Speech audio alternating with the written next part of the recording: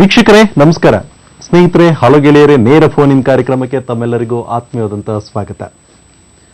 ಪ್ರೌಢಶಾಲೆ ಮುಗಿದ ತಕ್ಷಣ ಕಾಲೇಜಿಗೆ ಬರುವಂಥದ್ದು ಸಾಮಾನ್ಯವಾಗಿರುವಂಥದ್ದು. ವಿದ್ಯಾರ್ಥಿಗಳಲ್ಲಿ ಆಸೆಯನ್ನು ಕಟ್ಕೊಳ್ಳುವಂಥದ್ದು, ಆಶಾ ಗೋಪುರವನ್ನು ಕಟ್ಕೊಳ್ತಾರೆ. ಅದರಲ್ಲೂ ಕೂಡ ಪ್ರಥಮ ಮತ್ತು ದ್ವಿತೀಯ PUCಗಳಲ್ಲಂತೂ ವಿಜ್ಞಾನದ ವಿಷಯಗಳನ್ನು ತೆಗೆದುಕೊಂಡು ಹೋದಂಥದ್ದು ನಾವು ಸಾಮಾನ್ಯವಾಗಿ ಗಮನಿಸಿದ್ದೇವೆ. ಆದರೂ ಹೆಚ್ಚಾಗಿ ನಾಳೆ ದಿವಸ ನಾನು ಇಂಜಿನಿಯರೋ ಅಥವಾ ವೈದ್ಯನೋ ಆಗಬೇಕು ಅನ್ನುವಂಥದ್ದನ್ನು ಹೆಚ್ಚು ಜನಗಳು ಆಸೆಯನ್ನು ಕಟ್ಕೊಂಡು ಆ ಒಂದು ನಿಟ್ಟಿನಲ್ಲಿ ಓದ್ತಾ ಇರ್ತಾರೆ. ಆದರೆ ಪದವಿಯಲ್ಲಿ ವಿಜ್ಞಾನವನ್ನು ತೆಗೆದುಕೊಂಡಿರ್ತಾರ ಅನ್ನೋಂಥದ್ದನ್ನು ನೋಡೋದಾದರೆ ಆ ಸಂಖ್ಯೆ ತುಂಬ ಕಡಿಮೆ ಇರುತ್ತೆ. ಈ ನಿಟ್ಟಿನಲ್ಲಿ ನಮ್ಮ ವಿಜ್ಞಾನಿಗಳು ಕೂಡ ಹೆಚ್ಚಾಗಿ ಹೇಳುವಂಥದ್ದು ಏನು ಅಂತಂದರೆ, ಬೇಸಿಕ್ ಸೈನ್ಸ್ ಅಥವಾ ಈ ಒಂದು ವಿಜ್ಞಾನವನ್ನು ಹೆಚ್ಚು ಓದಿ ನಂತರ ಅದರಲ್ಲೇ ಸಂಶೋಧನೆಗಳನ್ನು ಮಾಡಿ ಅಂತಂದ್ಬಿಟ್ಟು ಆ ಒಂದು ಅನಿವಾರ್ಯತೆಯನ್ನು ಒತ್ತಿ ಹೇಳ್ತಿರ್ತಾರೆ. ಅದೇ ರೀತಿಯಲ್ಲಿ ಇವತ್ತಿನ ದಿವಸ ನಾವು ನೋಡೋದಾದರೆ ವಿಜ್ಞಾನದಲ್ಲಿ ಮತ್ತಷ್ಟು ಸಂಶೋಧನೆಗಳು ಆಗಬೇಕಿದೆ ಅನ್ನೋಂತಹ ಒತ್ತನ್ನು ಕೂಡ ನೀಡ್ತಾ ಇರ್ತಾರೆ. ಈ ನಿಟ್ಟಿನಲ್ಲಿ ವಿದ್ಯಾರ್ಥಿಗಳಲ್ಲಿ ವೈಜ್ಞಾನಿಕ ಮನೋಭಾವನೆ, ಪ್ರಯೋಗಶೀಲತೆ ಮತ್ತು ಈ ಒಂದು ಪ್ರಯೋಗಗಳಲ್ಲಿ ತಮ್ಮನ್ನು ತಾವು ಹೇಗೆ ಸಾಮಾನ್ಯರು ಕೂಡ ತೊಡಗಿಸ್ಕೊಳ್ಬಹುದು ಅನ್ನೋಂಥದ್ದನ್ನು ಇವತ್ತಿನ ಹಲವು ಗೆಳೆಯರೇ ನೇರ ಫೋನ್ ಇನ್ ಕಾರ್ಯಕ್ರಮದಲ್ಲಿ ತಿಳ್ಕೊಳ್ಳೋಣ. ಈ ಒಂದು ವಿಷಯಕ್ಕೆ ಸಂಬಂಧಪಟ್ಟಂತೆ ಹೆಚ್ಚಿನ ಮಾಹಿತಿಯನ್ನು ನೀಡೋದಕ್ಕಾಗಿ ಇಂದು ನಮ್ಮ ಜೊತೆಗಿದ್ದಾರೆ BA ಪಾಟೀಲ್ ಅವರು, ವಿಜ್ಞಾನಿಗಳು. ಅವರಿಗೆ ನಮ್ಮ ದೂರದರ್ಶನದ ಪರವಾಗಿ ಹಾಗೂ ನಮ್ಮೆಲ್ಲ ವೀಕ್ಷಕರ ಪರವಾಗಿ ಕಾರ್ಯಕ್ರಮಕ್ಕೆ ಆತ್ಮೀಯವಾದಂಥ ಸ್ವಾಗತವನ್ನು ಕೊಡ್ತಾ ಇದ್ದೇನೆ. ನಮಸ್ಕಾರ. ನಮಸ್ಕಾರ ಸ್ನೇಹಿತರೆ, ಇನ್ನು ಕಾರ್ಯಕ್ರಮ ಪ್ರಾರಂಭ ಮಾಡೋದಕ್ಕಿಂತ ಮುನ್ನ ಎಂದಿನಂತೆ ಸೂಚನೆ, ತಾವು ಕೇಳುವಂತಹ ಪ್ರಶ್ನೆಗಳು ನೇರವಾಗಿರಲಿ, ಸಂಕ್ಷಿಪ್ತವಾಗಿರಲಿ ಹಾಗೂ ಒಬ್ಬರು ಒಂದು ಪ್ರಶ್ನೆಯನ್ನು ಮಾತ್ರ ಕೇಳಿ. ತಾವು ಪ್ರಶ್ನೆಯನ್ನು ಕೇಳುವಂಥ ಸಂದರ್ಭದಲ್ಲಿ ದಯವಿಟ್ಟು ತಮ್ಮ ಟಿವಿಯ ಧ್ವನಿಯನ್ನು ಆದಷ್ಟು ಕಡಿಮೆ ಮಾಡಿ ನೇರವಾಗಿ ದೂರವಾಣಿಯ ಮೂಲಕವೇ ತಮ್ಮ ಪ್ರಶ್ನೆಯನ್ನು ಕೇಳಿ. ಇನ್ನು ದೂರವಾಣಿ ಕರೆಯನ್ನು ತೆಗೆದುಕೊಳ್ಳೋದಿನ್ನ ಮುಂಚೆ ಪ್ರಶ್ನೆಯನ್ನು ಕೇಳೋದಾದರೆ, ಈಗ ತಾವು ವಿಜ್ಞಾನಿಗಳು ಪಾಟೀಲ್ ಅವರೇ, ಈಗ ವಿಜ್ಞಾನ ಅಂತಂದ್ರೇನು, ಅದರಲ್ಲೂ ಕೂಡ ಈ ಒಂದು ಶೈಕ್ಷಣಿಕ ವಿಜ್ಞಾನ ಅಂದ್ರೇನು ಅಂತ ತಾವು ಹೇಳ್ತೀರಾ? ಖಂಡಿತವಾಗಿ ವಿಜ್ಞಾನ ಅಂದರೆ ಸತ್ಯವನ್ನು ಹುಡುಕುವಂಥ ಕೆಲಸ, ಇನ್ವೆಸ್ಟಿಗೇಷನ್ ಆಫ್ ಸೈನ್ಸ್ ಅಂತ ಹೇಳ್ತೀವಿ. ಅದಾದಮೇಲೆ ವಿಜ್ಞಾನವನ್ನು ನಮ್ಮ ಜೀವನದಲ್ಲಿ ಹೇಗೆ ಅಳವಡಿಸ್ಕೊಳ್ಬೇಕು ಅನ್ನೋದು. ಈಗ ವಿಜ್ಞಾನ ಎಂಬ ಪದದಲ್ಲಿ ನೋಡಿದಾಗ analytical thinking, logical thinking, scientific investigation ಮಾಡೋ ಒಬ್ಬ ಮನೋಭಾವನೆ ಬಂದು ಅದನ್ನು ಮಾನವೀಯ ಉಳ್ಳಂತಹ ವಿಜ್ಞಾನವನ್ನು ತಂದು ಒಂದು ಸಮಾಜಕ್ಕೆ ಕೊಡುಗೆಯಾಗಿ ಕೊಡುವಂಥ ಜ್ಞಾನವೇ ವಿಜ್ಞಾನ ಅಂತ ಹೇಳ್ತೀವಿ ನಾವು. ಹಾಗಿದ್ರೆ ಇವತ್ತಿನ ಪರಿಸ್ಥಿತಿಯಲ್ಲಿ ವಿಜ್ಞಾನದ ಅನಿವಾರ್ಯತೆ ಎಷ್ಟಿದೆ ಅಂತ ತಾವು ಹೇಳ್ತೀರಾ? ಖಂಡಿತವಾಗಿ ನಮ್ಮ ಜೀವನ ಎಲ್ಲ ಅವಿಭಾಜ್ಯ ಅಂಗಗಳಲ್ಲಿ ಹುಡುಕಿದಾಗ ಕೂಡ ನಮಗೆ ಸಿಗೋದು ಪ್ರತಿ ಕೆಲಸಗಳಾಗಲಿ, ನಮ್ಮ ಕಾರ್ಯಗಳಾಗಲಿ, ಮಷೀನ್ಗಳಾಗಲಿ, ಗಿಡ ಮರ ಬಳ್ಳಿ, ಈ ನಿಸರ್ಗನೇ ಎಲ್ಲ ಹುಡುಕಿದಾಗ ಎಲ್ಲವೂ ವಿಜ್ಞಾನಮಯವಾಗಿ ನಡೆಯುವಂಥದ್ದು. ಆವಾಗ ಈಗಿನ ನಮ್ಮ ಈ ಇಂಟರ್ನೆಟ್ ಟೆಕ್ನಾಲಜಿ ಮತ್ತು ಮೊಬೈಲ್ ಟೆಕ್ನಾಲಜಿಗಳ ಬಳಕೆ ಆದರೂ ಕೂಡ ಅದು ವಿಜ್ಞಾನದ ಒಂದು ಅಪ್ಲಿಕೇಶನ್ ಅಂತ ಹೇಳ್ತೀವಿ. ವಿಜ್ಞಾನ ಎರಡು ಭಾಗ ಮಾಡ್ತೀವಿ, basic sciences and applied sciences. Applied science ಅಂದರೆ engineering, medicine, pharmaceutical sciences, astronomy, other subjects, ಇವರು ಆಲ್ ಎಲ್ಲ ಅಪ್ಲೈಡ್ ಸೈನ್ಸಸ್ ಅಲ್ಲಿ ಬರ್ತವೆ. ಸೊ ಇವಾಗೆಲ್ಲ ಬಳಕೆಗೆ ನಾವು ನೋಡ್ತೀವಾಗ ಈಗ TV ಮಾಧ್ಯಮ ಕೂಡ it is application of science. So ಒಟ್ಟಿನಲ್ಲಿ ನೀವೇ ಹೇಳ್ತಿರೋಂಥದ್ದು ಏನಂದರೆ ಪ್ರತಿಯೊಂದು ಅಂಗಗಳಲ್ಲೂ ಕೂಡ ನಾವು ವಿಜ್ಞಾನವನ್ನು ಬಳಸ್ತಾ ಇದ್ದೀವಿ, ಹಾಗಾಗಿ ಅದರ ಅನಿವಾರ್ಯತೆ ಇದೆ ಅಂತ ನಾವು ಹೇಳ್ತಾ ಇದ್ದೀರಾ. ಹಾಗಿದ್ರೆ ಈ ಅನಿವಾರ್ಯತೆಯ ನಡುವೆಯೂ ಕೂಡ ವಿಜ್ಞಾನದ ಬಗ್ಗೆ ಮನೋಭಾವ ಇತ್ತೀಚಿನ ದಿನಗಳಲ್ಲಿ ಹೇಗಿದೆ ಅಂತ ತಾವು ಹೇಳ್ತೀರಾ? ಭಾರತದಲ್ಲಿ ಸಾಮಾನ್ಯವಾಗಿ ಅದ್ಭುತ ಸಾಧನೆ ಆಗಿದೆ ವಿಜ್ಞಾನದಲ್ಲಿ. ಆದರೆ ನನ್ನ ಒಂದು ಅನುಭವದಲ್ಲಿ ಹೇಳಬೇಕಾದ್ರೆ ಇನ್ನೂ ವಿಜ್ಞಾನದ ಬಗ್ಗೆ ಹೆಚ್ಚಿನ ಗಮನ ಕೊಡಬೇಕಾಗುತ್ತೆ. ಹೇಗೆ ಅಂತ ಇವಾಗ ಕಾರಣ ಇದೆ. ಇವಾಗ BSc MSc ಅಡ್ಮಿಷನ್ಗಳು ಕೂಡ ಕಡಿಮೆ ಆಗ್ತಾ ಇವೆ ಬೇಸಿಕ್ ಸೈನ್ಸಲ್ಲಿ. ಕಾರಣ ಏನಂದರೆ, ಸಾಮಾನ್ಯವಾಗಿ ತಂದೆ ತಾಯಿಗಳಾಗಲಿ ಅವ್ರದ್ದು ಏನಂದರೆ, ಒಂದು ನಮ್ಮ ಉಪಜೀವನಕ್ಕೆ ಆಗೋಂಥ ಮೊದಲೇ ಬರೋ ಇಂಜಿನಿಯರಿಂಗು ಮೆಡಿಸಿನ್ ಜಾಸ್ತಿ ಆಗೋದರಿಂದ ಈ ಬೇಸಿಕ್ ಸೈನ್ಸಸ್ ಬಗ್ಗೆ ಸ್ವಲ್ಪ ಒತ್ತು ಕಡಿಮೆ ಆಗಿದೆ ಅಂತ ಹೇಳ್ಬೋದು. ಅದಕ್ಕೆ ಕಾರಣಗಳೇನಂದರೆ, ಸಾಮಾನ್ಯವಾಗಿ ಇದು ನಮ್ಮ ವಿದ್ಯಾರ್ಥಿಗಳ ಏನಾಗುತ್ತೆ ಅಂದರೆ, ಇದೊಂದು ಒಳ್ಳೆ ಜಾಬ್ ಸಿಗುತ್ತಾ, ಬೇಗ ಜಾಬ್ ಸಿಗುತ್ತಾ, ತುಂಬಾ ಸ್ಯಾಲರಿ ಸಿಗುತ್ತಾ, ಈ 3 ಪ್ರಶ್ನೆಗಳಿಗೆ ಅವ್ರಿಗೆ ಕಾಡೋದ್ರಿಂದ ಅಲ್ಲಿ ವಿಜ್ಞಾನ ಕಡಿಮೆ ಹೋಗ್ತಾ ಇದ್ದಾರೆ ಅಂತ ಹೇಳ್ತೀನಿ. ಖಂಡಿತವಾಗಿ ವಿಜ್ಞಾನದಲ್ಲಿ ಕೂಡ ಅದ್ಭುತವಾದ ಸಾಧನೆ ಮಾಡ್ಬೋದು. ಅಲ್ಲಿ ವಿಜ್ಞಾನದಲ್ಲಿ ಅನೇಕ ವಿಷಯಗಳಿವೆ, ಅಲ್ಲಿ ಆ ಥರ ರಿಸರ್ಚ್ ಮಾಡ್ಬೋದು. ನಂಗನ್ಸುತ್ತೆ ಇಂದಿನ ಯುವ ಪೀಳಿಗೆ ಸ್ವಲ್ಪ ವಿಜ್ಞಾನದ ಬಗ್ಗೆ ಗಮನ ಹರಿಸಬೇಕಂತ ನನ್ನ ವಿಚಾರ. ಹಾಗಿದ್ರೆ ಈಗ ಇವತ್ತಿನ ದಿನ ನಾವು ನೋಡಿದ್ರೆ ನಾವಿಷ್ಟೆಲ್ಲ ಸೌಲಭ್ಯವನ್ನು ಪಡ್ಕೊಳ್ತಾ ಇದ್ದೀವಿ. ಇಂತಹ ಸೌಲಭ್ಯ ವಿದ್ಯುತ್ತಿಂದ ಹಿಡಿದು ಯಾವುದೇ ವಿಷಯಗಳಿರಬಹುದು, ಆವತ್ತೊಂದು ದಿವಸ ಏನಾದರೂ ಇಂತಹ ವಿಜ್ಞಾನದ ಪ್ರಯೋಗಗಳೇನಾದರೂ ಮಾಡಿರಲಿಲ್ಲ ಅಂದಿದ್ರೆ ಇಂಥ ಸವಲತ್ತುಗಳನ್ನು ಇವತ್ತು ನಾವು ಪಡ್ಕೊಳ್ಳೋದಕ್ಕೆ ಸಾಧ್ಯ ಆಗ್ತಿರಲಿಲ್ಲ. ಹಾಗಾಗಿ ಈ ಒಂದು ವಿಜ್ಞಾನ ಮತ್ತು ಇಂತಹ ಪ್ರಯೋಗಗಳು, ಯಾಕೆಂದರೆ ಮುಂದಿನ ಜನಾಂಗಕ್ಕೆ ಮತ್ತೆ ನಾವು ಕೂಡ ಬಳಸೋ ಉದ್ದೇಶಕ್ಕೋಸ್ಕರ ಪ್ರಯೋಗಗಳು, ಅದರಲ್ಲೂ ಕೂಡ ನಮ್ಮ ಮಕ್ಕಳಲ್ಲಿ ಹೇಗೆ ಸಾಕ್ತಿದೆ ಅಂತ ತಾವು ಹೇಳ್ತೀರಾ? ನಮ್ಮ ಮಕ್ಕಳಲ್ಲಿ ಇವಾಗ ವಿಜ್ಞಾನದ ಬಗ್ಗೆ ಪ್ರೈಮರಿ ಶಾಲಾ ಮಕ್ಕಳಲ್ಲಿ ಪ್ರಾರಂಭ ಮಾಡಬೇಕಾಗುತ್ತೆ. ನಮ್ಮ ಪಠ್ಯ ಕಾರ್ಯಕ್ರಮದಲ್ಲಾಗಲಿ ಅಥವಾ ನಮ್ಮ ಸಿಲೆಬಸ್ ಅಲ್ಲಾಗಲಿ ವಿಜ್ಞಾನ ಇದೆ, ಆದರೆ ಕೇವಲ ಪುಸ್ತಕ ರೂಪದಲ್ಲಿದೆ. ಆದರೆ ಅದರಿಂದ ನಮ್ಗೆ ಇನ್ನೂ ನಾವು ಹೇಳೋ ವಿಚಾರವೇನೆಂದರೆ experimental and experiential learning, activity based learning ಅವಾಗ ಕೊಟ್ಟಾಗ ಖಂಡಿತವಾಗಿ ನಮ್ಮ ಮಕ್ಕಳು ವಿಜ್ಞಾನಿಗಳಾಗಬಹುದು ಅಂತ ನನ್ನ ಒಂದು ಅನಿಸಿಕೆ. ಹಾಗಿದ್ರೆ ಈಗ ನೀವು ಹೇಳ್ತಾ ಇದ್ದೀರಾ ಒಂದು ರೀತಿಯಲ್ಲಿ ಅವ್ರಿಗೆ ಆಕ್ಟಿವಿಟಿ ಬೇಸ್ಡ್ ಅಂತ ತಾವು ಹೇಳ್ತಾ ಇದ್ದೀರಾ. ಹಾಗಿದ್ರೆ ಮಕ್ಕಳಲ್ಲಿ ಈ ಒಂದು ಪ್ರಯೋಗಶೀಲತೆ ಇರಬಹುದು ಅಥವಾ ಸಂಶೋಧನಾಶೀಲತೆ ಇರಬಹುದು, ಈ ನಿಟ್ಟಿನಲ್ಲಿ ಮನೋಭಾವವನ್ನು ಹೇಗೆ ಬೆಳೆಸಬಹುದು? ಇಲ್ಲಿ ಒಬ್ಬ ಚಿಕ್ಕ ಮಗು ನನಗೆ ವಿಜ್ಞಾನಿನೇ. ಯಾಕಂದ್ರೆ ಒಬ್ಬ ಚಿಕ್ಕ ಮಗುವಿಗೆ ಏನಾದರೂ ಒಂದು ಆಟಿಕೆ ಸಾಮಾನು ಕೊಟ್ಟರೆ 2 ನಿಮಿಷ ಅವನು ಆಟ ಆಡ್ತಾನೆ, ಆಮೇಲೆ ಅದನ್ನು ಒಡೆದಾಕ್ತಾನೆ. ಯಾಕಂದ್ರೆ ಅದರಲ್ಲಿರೋ ಒಂದು ಏನಿದೆ, ಅದರಲ್ಲಿ ಹೇಗೆ ಕೆಲಸ ಮಾಡುತ್ತೆ ಅಂತ ಹೇಳಿ ನಾವು ಎಲ್ಲ ಮಕ್ಕಳು ನಾನು ವಿಜ್ಞಾನಿ ಅಂತಲೇ ನಾನು ಪರಿಗಣಿಸೋದು. ಇವಾಗ ಕೆಲವು ವಿಷಯಗಳನ್ನು ಹೇಳಬೇಕಾಗುತ್ತೆ. ಈ 4ನೇ 5ನೇ 6ನೇ 7ನೇ ತರಗತಿಯಲ್ಲಿ ತುಂಬಾ ಕ್ರಿಯೇಟಿವಿಟಿ ಆಗಿರೋದು. ಆದರೆ ನಮ್ಮ ಪಠ್ಯ ಇದರಲ್ಲಿ ಎಕ್ಸ್ಪೆರಿಮೆಂಟ್ಗಳು ಬಹಳ ಕಡಿಮೆ. ಎಕ್ಸ್ಪೆರಿಮೆಂಟ್ ಸೌಲಭ್ಯಗಳೇ ಇಲ್ಲ. ಪ್ರೈಮರಿ ಸ್ಕೂಲಲ್ಲಿ ಕೆಮಿಸ್ಟ್ರಿ, ಫಿಸಿಕ್ಸ್, ಬಯಾಲಜಿ 4, 5, 6, 7ನೇ ತರಗತಿವರೆಗೂ ಇಲ್ವೇ ಇಲ್ಲ. ಕೇವಲ PUC ವರೆಗೂ ಅಥವಾ MSc ಅಥವಾ BSc ಅಲ್ಲಿ ಮಾಡುವಂಥ ಪ್ರಯೋಗಗಳು ನಾವು ಮಾಡ್ತೀವಿ. ಅದು ತುಂಬಾ ಲೇಟು. ನನಗೆ ಕೇಳಿದ್ರೆ 3ನೇ ಕ್ಲಾಸಲ್ಲೇ ವಿಜ್ಞಾನ, 4ನೇ ಕ್ಲಾಸಲ್ಲೇ ವಿಜ್ಞಾನ, activity based learning, experimental learning ಕೈಯಲ್ಲಿ ಅವರಿಗೆ ಕೊಟ್ಟು ಅದು ಅನುಭವ ಮತ್ತು ಅನುಭವದಿಂದ ಒಂದು ಜ್ಞಾನಾರ್ಜನೆ ಆಗಬೇಕು. ಅದು ಮುಖ್ಯ ನನ್ನ ವಿಷಯ. ಹಾಗಿದ್ರೆ ತಾವು ಹೇಳ್ತಾ ಇದ್ದೀರಾ ಒಂದು ಮಗು ಕೂಡ ಆ ಒಂದು ಶಕ್ತಿಯನ್ನು ಪಡ್ಕೊಂಡಿರುತ್ತೆ ಅಂತ ಅಂದ್ಬಿಟ್ಟು. ಅದರಲ್ಲೂ ಕೂಡ 5, 6, 7ನೇ ತರಗತಿ ವಿದ್ಯಾರ್ಥಿಗಳಲ್ಲಿ ತುಂಬಾ ಕ್ರಿಯಾಶೀಲತೆ ಇರುತ್ತೆ ಅಂತ. 4ನೇ ತರಗತಿಯಿಂದ ಅವುಗಳೆಲ್ಲ ಮಾಡೋದಕ್ಕೆ ಸಾಧ್ಯತೆ. ಆದ್ರೂ ಕೂಡ ಎಷ್ಟನೇ ತರಗತಿಯ ವಿದ್ಯಾರ್ಥಿಗಳು ಮಾಡೋದಕ್ಕೆ ಶಕ್ತವಂತರಾಗಿರ್ತಾರೆ ಅಂತ ನನಗೆ ಕೇಳಿದ್ರೆ, ಸಾಮಾನ್ಯವಾಗಿ 5 ವರ್ಷಗಳಾದ ನಂತರ 5 ವರ್ಷದ ಮಗುವಿಂದಲೇ ಒಂದು ವಿಜ್ಞಾನದ ಅನುಭವ ಆಗ್ತಾ ಇರುತ್ತೆ. 5 ಅಲ್ಲಿಂದ ಈ 3ನೇ ತರಗತಿ, 4ನೇ ತರಗತಿ, 5ನೇ 6, 7, 8 ಈ ತರಗತಿಗಳು ಎಲ್ಲರೂ ವಿಜ್ಞಾನಿಗಳೇ. ಆಮೇಲೆ ವಿಜ್ಞಾನಿ ಒಬ್ಬ ಪದ ನಾನು ಸ್ವಲ್ಪ ವಿಸ್ತಾರವಾಗಿ ಹೇಳ್ತೀನಿ. ನಮ್ಮ ರೈತರು ಕೂಡ ವಿಜ್ಞಾನಿಗಳೇ. ಇದರ ಅರ್ಥ ಕೇವಲ ಒಂದು ಶಾಲಾ ಮಕ್ಕಳು ಮಾತ್ರನೇ ವಿಜ್ಞಾನ ಆಗುತ್ತೆ ಅಂತ ನಾನು ಒಪ್ಪೋದಿಲ್ಲ. ಆಮೇಲೆ ಯಾಕಂದ್ರೆ ಒಬ್ಬ ರೈತ ಕೂಡ, ಯಾಕಂದ್ರೆ ಅವನು ಒಬ್ಬ ಎಕ್ಸ್ಪೆರಿಮೆಂಟಲ್ ಸೈಂಟಿಸ್ಟ್, ಗಿಡ ಬೆಳೆಸಿ ಅದನ್ನ ಮಾಡ್ತಾನೆ ಅಷ್ಟೇ. ಅವರ ಒಂದು ಅವ್ರಿಗೂ ಕೂಡ ಅದ್ಭುತವಾದ ಜ್ಞಾನ ಇರುತ್ತೆ, ಇದೆ. ಆದ್ರೂ ಕೂಡ ಅದರಲ್ಲೂ ಕೂಡ ಸಂಶೋಧನೆಗಳ ಮಾಡೋದಕ್ಕೆ ಅವರಿಗೆ ಶಕ್ತರಾಗಿರ್ತಾರೆ ಅಂತ ಹೇಳ್ತಾ ಇದ್ದಾರೆ. ಈಗ ಒಂದು ಕರೆಯನ್ನ ತೆಗೆದುಕೊಳ್ಳೋಣ, ನಂತರ ನಮ್ಮ ಮಾತನ್ನ ಮುಂದುವರಿಸೋಣ. ಕಿರಣ್ ಅವರು ಕರೆ ಮಾಡಿರುವಂತದ್ದು HSR ಬಡಾವಣೆಯಿಂದ. ಕೇಳಿ ಪ್ರಶ್ನೆಯನ್ನ ಕಿರಣ್ ಅವರೇ. ನಮಸ್ಕಾರ ಸರ್. ನಮಸ್ತೆ ಪಾಟೀಲ್ ಸರ್ ಅವ್ರಿಗೂ ನಮಸ್ಕಾರ. ಕೇಳಿ. ನಮಸ್ಕಾರ ಪಾಟೀಲ್ ಸರ್, ಕಿರಣ್ ಅಂತ ಹೇಳಿ HSR ಬಡಾವಣೆಯಿಂದ. ನನ್ನ ಪ್ರಶ್ನೆ, ಒಂದು 5 ವರ್ಷ ಮಕ್ಕಳಿಗೆ ಮನೆಯಲ್ಲಿ ಯಾವ ರೀತಿ ನಾವು ವಿಜ್ಞಾನದ ಆಸಕ್ತಿ ಮೂಡಿಸುವಂತ ವಾತಾವರಣ ನಾವು ಕ್ರಿಯೇಟ್ ಮಾಡಬೇಕು, ಮತ್ತೆ ಎರಡನೇದಾಗಿ ಆಸ್ ಎ ಪೇರೆಂಟ್ ಆಗಿ ತಂದೆ ತಾಯಿಗಳಾಗಿ ನಮ್ಮ ಆದ್ಯ ಕರ್ತವ್ಯ ಏನ್ ಬರುತ್ತೆ? ಖಂಡಿತವಾಗಿ ಕಿರಣ್, ತುಂಬಾ ಸಂತೋಷ. 2 ವಿಷಯ. ನಿಮ್ಮ ಮನೆಯಲ್ಲಿ ಟೆಲಿಸ್ಕೋಪ್ ಇದೆಯಾ?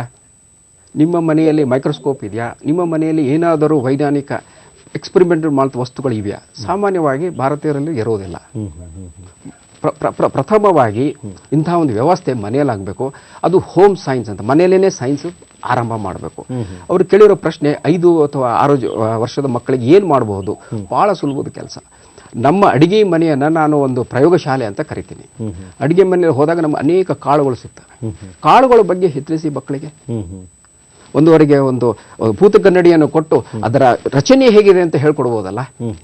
ಆಮೇಲೆ ಕ್ಲಾಸಿಫಿಕೇಶನ್ ಆಫ್ ಸೀಡ್ಸ್, ಒಂದಿಷ್ಟು ಎಲ್ಲ ಕಾಳುಗಳನ್ನ, ಈ ತೊಗರೆ ಕಾಳುಗಳು, ಹೆಸರು ಕಾಳುಗಳು ಮಿಕ್ಸ್ ಮಾಡಿಬಿಟ್ಟು ಮಗುವಿಗೆ ಅವನು ಸಪರೇಟ್ ಮಾಡಿ ಅಂತ ಹೇಳಿ, ಅವಾಗ ಏನಾಗುತ್ತೆ, ಎಲ್ಲ ಸ್ವಂತ ಅನುಭವದಿಂದ ನೋಡಿಕೊಂಡು ದ ಡೆಕ್ಟಿಸಿಟಿ ಆಫ್ ಸ್ಕಿಲ್ಸ್ ಅಂತ ಹೇಳ್ತೀವಿ, ಅವನ್ನ ಸಪರೇಟ್ ಮಾಡಿ ನೋಡ್ಬೋದು. ನೀವು ಚಿಕ್ಕ ಮಗು ಇದ್ದಾಗ ನಿಮ್ಮ ಮನೆ ಹತ್ತಿರದಲ್ಲಿರುವಂತಹ ಒಂದು ಹೂದೋಟಗೆ ಕರ್ಕೊಂಡು ಹೋಗಿ ಅಲ್ಲಿರುವ ಹೂಗಳ ಬಗ್ಗೆ ಹೇಳ್ಬೋದು ನೀವು. ಹೀಗೆ experimental learning and experiential learning. ನಮ್ಮ ಚಿಕ್ಕ ಮಕ್ಕಳಿಗೆ ಈ ಪಂಚೇಂದ್ರಿಗಳಿಂದನೇ ಜ್ಞಾನ ಹೋಗೋದು. ಚಿಕ್ಕ ಮಕ್ಕಳಿಗೆ ನಾನು ಪಂಚೇಂದ್ರಿಯ ಹೇಳೋಕೆ ಬದಲು ಜ್ಞಾನೇಂದ್ರಿಗಳಂತ ಹೇಳ್ತೀನಿ ನಾನು. ಯಾಕಂದರೆ ಮಕ್ಕಳಿಗೆ ಸ್ಮೆಲ್ಲು ಅದರಿಂದ ಬಹಳ ಅರ್ಥ ಆಗುತ್ತೆ. ಕೆಲವು ಏನೋ ಅದಕ್ಕೆ ಅವರಿಗೆ ಈ ರೀತಿ ಚಿಕ್ಕ ಚಿಕ್ಕ ಎಕ್ಸ್ಪೆರಿಮೆಂಟ್ಗಳು ಮನೆಯಲ್ಲೂ ಮಾಡ್ಬೋದು. ಇವಾಗ ಕಿರಣ್ ಅವರಿಗೆ ನೀವು ಒಂದು ಸಿಂಪಲ್ ಎಕ್ಸ್ಪೆರಿಮೆಂಟ್ ಮಾಡ್ತೀನಿ ಏನು ಮಾಡಬೇಕು ಅಂತ. ಒಂದು ಸೌತೆಕಾಯಿ ತಗೊಳ್ಳಿ, ಈಗ ನೇರವಾಗಿ ಹೀಗೆ ಕಟ್ ಮಾಡಿದಾಗ ಅದು ಸರ್ಕಲ್ ಆಗಿ ಕಟ್ ಆಗುತ್ತೆ. ಇದೇ ಒಂದು ಇನ್ನೊಂದು ಆ ಕೋನದಲ್ಲಿ ಕಟ್ ಮಾಡಿದಾಗ ಅದು ಎಕ್ಲಿಪ್ಸ್ ಆಗುತ್ತೆ. ಮಕ್ಕಳಿಗೆ ನೋಡಿ ಒಂದು ಸೌತೆಕಾಯಲ್ಲಿ ಕೂಡ ಮ್ಯಾಥಮೆಟಿಕ್ಸ್ ಹೇಳ್ಕೊಡ್ಬೋದು. ಮನೆಯಲ್ಲಿ ನನಗೆ ಕೇಳಿದ್ರೆ ಖಂಡಿತವಾಗಿ ನಿಮಗೆ ಕೇಳಿದ ಪ್ರಶ್ನೆ ಸೂಕ್ತ. ತಂದೆ ತಾಯಿಗಳು ಇವಾಗ ಏನು ಮಾಡ್ತಿದ್ದಾರೆ ಅಂದರೆ ಮಕ್ಕಳಿಗೆ ಏನು ಗಿಫ್ಟ್ ಕೊಡಬೇಕು ಅಂದರೆ ನಾನು ಹೇಳೋದು ಮಕ್ಕಳ ಕೈಯಲ್ಲಿ ಒಂದು ಸೈನ್ಸ್ ಕಿಟ್ ಕೊಡಿ, ಒಂದು ಮೈಕ್ರೋಸ್ಕೋಪ್ ಕೊಡಿ, ಟೆಲಿಸ್ಕೋಪ್ ಕೊಡಿ, ಅಷ್ಟೇ ಸಾಕು ನಮಗೆ ವಿಜ್ಞಾನಿಗಳು ಮಾಡೋದಕ್ಕೆ. ಅಂದರೆ ಈ ರೀತಿಯಲ್ಲಿ ಈಗ ನೀವು ಹೇಳ್ತಾ ಇದ್ದೀರಾ ಮಕ್ಕಳು ಕೂಡ ಪ್ರಯೋಗಗಳನ್ನು ಮಾಡಬಹುದು ಅಂತ ತಾವು ಹೇಳ್ತಾ ಇದ್ದೀರಾ, ಮನೆಯಲ್ಲಿ ಪ್ರಯೋಗಗಳನ್ನು ಮಾಡಬಹುದು ಅಂತ ಅಂದ್ಬಿಟ್ಟು. ಹಾಗಿದ್ರೆ ಈ ಪ್ರಯೋಗಗಳನ್ನು ಮಾಡಬೇಕು ಅಂತಂದರೆ ಮಕ್ಕಳು ಈಗ ತಾವು ಹೇಳ್ತಾ ಇದ್ದೀರಾ ಒಂದು ಸೌತೆಕಾಯಿಯನ್ನು ಕಟ್ ಮಾಡೋದು ಅಂತ ಅಂದ್ಬಿಟ್ಟು, ಅದೇ ರೀತಿಯಲ್ಲಿ ಇನ್ನು ಬೇರೆ ಬೇರೆ ರೀತಿಯಲ್ಲಿ ಯಾವ ಒಂದು ಪ್ರಯೋಗಗಳನ್ನು ಮಾಡಬಹುದು, ಅದಕ್ಕೆ ಪೂರಕವಾಗಿ ಯಾರು ಅದಕ್ಕೆ ಸಲಹೆಗಳನ್ನು ನೀಡಬೇಕಾಗುತ್ತೆ? ಯಾಕೆಂದರೆ ಅವ್ರಿಗೆ ಕಟ್ ಮಾಡಿದ ತಕ್ಷಣ ಗೊತ್ತಾಗೋದಿಲ್ಲ ಇದು ಹೇಗೆ ಅಂತ. ಇದರ ತಿಳುವಳಿಕೆ ಬರಬೇಕು ಅಂದರೆ ಹೇಗೆ, ಯಾವ ರೀತಿಯಲ್ಲಿ ವಾತಾವರಣ? ಇವಾಗ ಮನೆಯಲ್ಲಿದ್ದಾಗ ತಂದೆ ತಾಯಿಗಳ ಬಗ್ಗೆ ಅವ್ರಿಗೂ ಕೂಡ ಆ ಅಬ್ಜೆಕ್ಟಿವ್ ಆಫ್ ಲರ್ನಿಂಗ್ ಅದು ಸ್ಪಷ್ಟವಾಗಿ ಗೊತ್ತಿರಬೇಕು. ಅದರಲ್ಲಿರುವಂಥ ಯಾಕೆ ಲರ್ನಿಂಗ್ ಅಬ್ಜೆಕ್ಟಿವ್ಸು, ಆಮೇಲೆ ಏನು ಮಾಡ್ತಾ ಇದ್ದೀವಿ ಹೇಳ್ತಿದ್ದು ತಂದೆ ತಾಯಿಗಳು ಚೆನ್ನಾಗಿ ಗೊತ್ತಿರಬೇಕು. ಅದಕ್ಕಿಂತ ಮುಖ್ಯವಾಗಿ ನಮ್ಮ ಗುರುಗಳು ಅವರು ಕೂಡ ಈ ಎಕ್ಸ್ಪೆರಿಮೆಂಟ್ ಯಾಕೆ ಮಾಡ್ತಾ ಇದ್ದೀವಿ, ಹೇಗೆ ಮಾಡ್ತಾ ಇದ್ದೀವಿ, ಇದರಿಂದ ನಮ್ಮ ಆಗುವಂಥ ಲಾಭ ಏನು. ಇವಾಗ ಸಿಂಪಲ್ ಆಗಿ ಹೇಳ್ತೀನಿ ನಿಮಗೆ. ಎಲ್ಲರ ಮನೆಯಲ್ಲಿ ನಿಮ್ಮ ಅರಿಶಿಣ ಪುಡಿ ಇದೆ, ಒಂದು ಗ್ಲಾಸ್ ತಗೊಳ್ಳಿ, ನೀವೇನು ಟೆಸ್ಟ್ ಟ್ಯೂಬ್ ತೊಗೊಳಕ್ಕೂ ಅವಶ್ಯಕತೆ ಇಲ್ಲ. ಒಂದು ಗ್ಲಾಸ್ ತಗೊಳ್ಳಿ, ಅದರಲ್ಲಿ ಅರಿಶಿಣ ಹಾಕಿ ನೀರು ಮಾಡಿ. ಈ ಕಡೆ ಮನೇಲಿ ಸುಣ್ಣ ಇರುತ್ತೆ, ಸಾಮಾನ್ಯವಾಗಿ ನೀವು ಎಲೆ ತಿನ್ನುವಾಗ ಹಾಕೊಂತಿದ್ರ ಸುಣ್ಣ.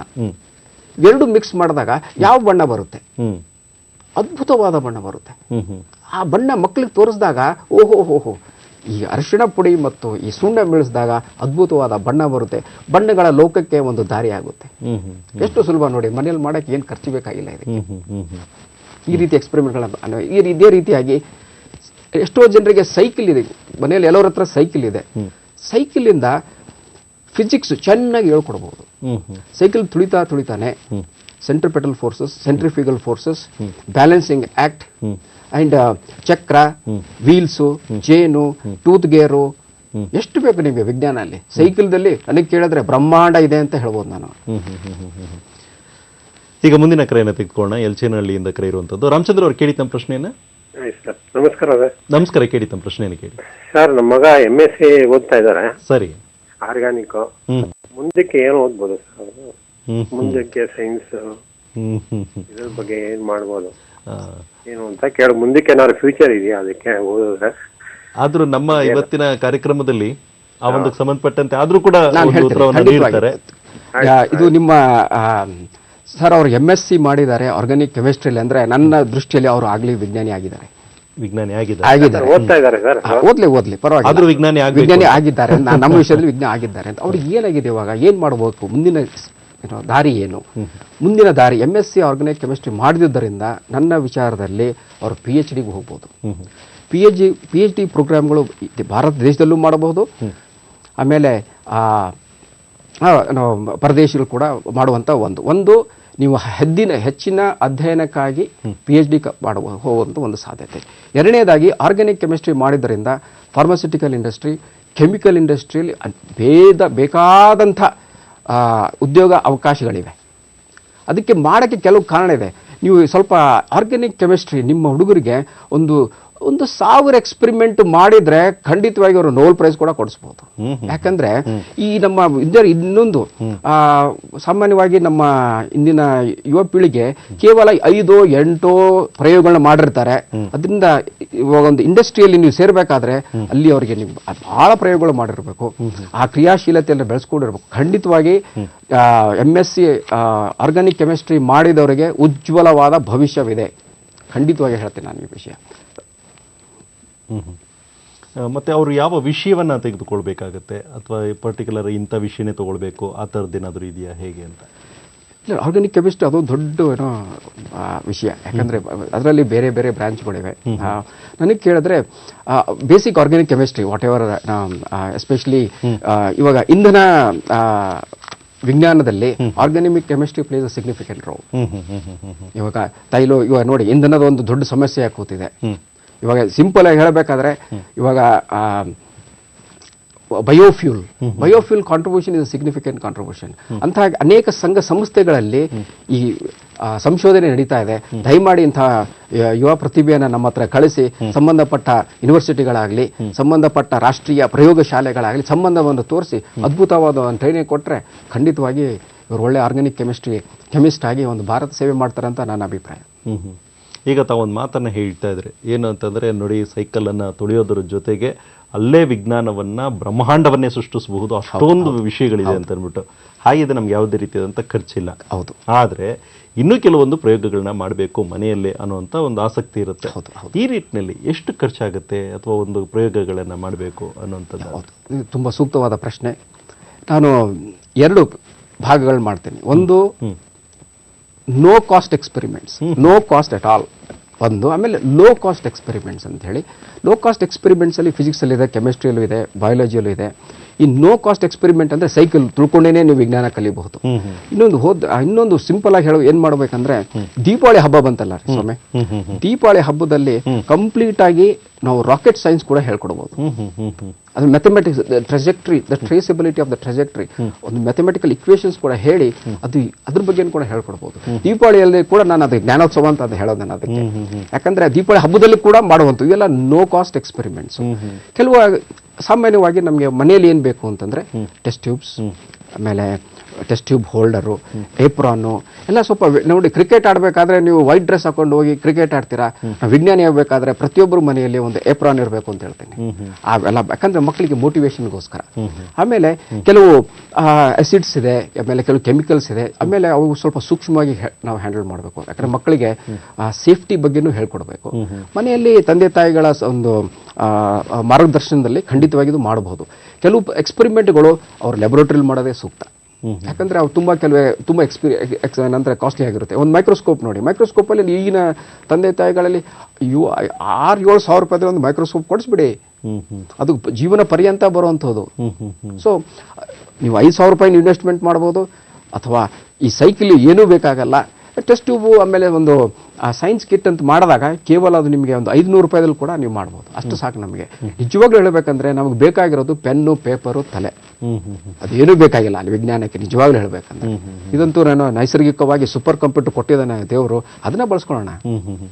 ಬಂಗಾರಪೇಟೆಯಿಂದ ಕರೆಯಿರುವಂಥದ್ದು ಪ್ರದೀಪ್ ಅವರ, ಕೇಳಿ ತಮ್ಮ ಪ್ರಶ್ನೆಯನ್ನ. ನಮಸ್ಕಾರ ಸರ್. ನಮಸ್ಕಾರ, ಕೇಳಿ ತಮ್ಮ ಪ್ರಶ್ನೆ ಕೇಳಿ ಸರ್. ಈಗಿನ ದಿನದಲ್ಲಿ ಮ್ಯಾಥಮೆಟಿಕ್ಸ್ ಫ್ಯಾಸಿನೇಟ್ ಮಾಡ್ಬೇಕಂತ ಹೇಳಿದ್ರೆ ಇವಾಗ ಜಸ್ಟ್ ಮಕ್ಳು ಏನ್ ಮಾಡ್ತಾರೆ ಅಂದ್ರೆ ಒಂದು ಈಕ್ವೇಶನ್ ತಗೊಂತಾರೆ, ಅದನ್ನ ಆನ್ಸರ್ ತರಿಸ್ತಾರೆ ಅಷ್ಟೇ. ಇವಾಗ ಎಕ್ಸಾಮ್ ಅಲ್ಲಿ ಅದೇ ಮಾಡ್ತಾರೆ. ಬಟ್ ಅದನ್ನ ಫ್ಯಾಸಿನೇಟ್ ಮಾಡ್ಬೇಕಾಗಿರೋದು ಒಂದು ಫಿಸಿಕಲ್ ಸಿಚುವೇಶನ್ ಇಂದ ಮ್ಯಾಥಮೆಟಿಕಲ್ ಮಾಡಲ್ ಟ್ರಾನ್ಸ್ಫಾರ್ಮ್ ಮಾಡೋದ್ರಲ್ಲೇ ಇರೋದು ಮೈನ್. ಸೊ ಮಕ್ಕಳು ಯಾವಾಗ ಅದನ್ನ ಸ್ಟ್ರೆಸ್ ಮಾಡ್ಬೇಕು, ಸೊ ಅಕಾಡೆಮಿಕ್ಸ್ ಅಲ್ಲಿ ಯಾವಾಗ ಮ್ಯಾಥಮೆಟಿಕಲ್ ಮಾಡಲಿಂಗ್ ಸ್ಟ್ರೆಸ್ ಮಾಡ್ತಾರೋ ಅವಾಗೆ ಮಕ್ಳಿಗೆ ಅದು ಫ್ಯಾಸಿನೇಟ್ ಆಗೋದು. ಯಾಕಂದ್ರೆ ರಿಯಲ್ ಲೈಫ್ ಇಂದ ಮ್ಯಾಥ್ಸ್ ಈಕ್ವೇಶನ್ ಟ್ರಾನ್ಸ್ಫಾರ್ಮ್ ಮಾಡಿದಾಗೆ ಅವ್ರಿಗೆ ಅದರಲ್ಲಿ ಒಂಥರ ಅಟ್ರಾಕ್ಟ್ ಆಗೋದು. ಇಲ್ಲ ಅಂದ್ರೆ ಜಸ್ಟ್ ಏನು ಪ್ರಯೋಜನ ಆಗಲ್ಲ, ಸುಮ್ನೆ. ಈಗ ನಿಮಗೆ ಪ್ರಶ್ನೆ ಕೇಳಿ ನೇರವಾಗಿ ಸಂಕ್ಷಿಪ್ತವಾಗಿ ಪ್ರದೀಪ್ ಅವರ. ಅದೇ ಆ ರೀತಿ ಮಾಡ್ಬೇಕಂದ್ರೆ ಗೌರ್ಮೆಂಟ್ ಏನ್ ಸ್ಟೆಪ್ಸ್ ತಗೊಬೇಕಾಗುತ್ತೆ ಅಕಾಡೆಮಿಕ್ಸ್ ಅಲ್ಲಿ? ಯಾಕಂದ್ರೆ ಆ ಫಿಸಿಕಲ್ ಸಿಚುವೇಶನ್ ಇಂದ ಮ್ಯಾಥಮೆಟಿಕಲ್ ಈಕ್ವೇಶನ್ ಟ್ರಾನ್ಸ್ಫಾರ್ಮ್ ಮಾಡುವಂತ ಸ್ಟ್ರೆಸ್ ಮಾಡುವಂತ ರೀತಿಯಲ್ಲಿ ಏನ್ ಸ್ಟೆಪ್ ತಗೊಬೇಕು ಅಕಾಡೆಮಿಕ್ಸ್ ಕರಿಕ್ಯುಲಮ್ ಅಲ್ಲಿ? ಅಂದ್ರೆ ಅಂತ ಜಾಸ್ತಿ ಸ್ಟ್ರೆಸ್ ಮಾಡ್ಬೇಕು.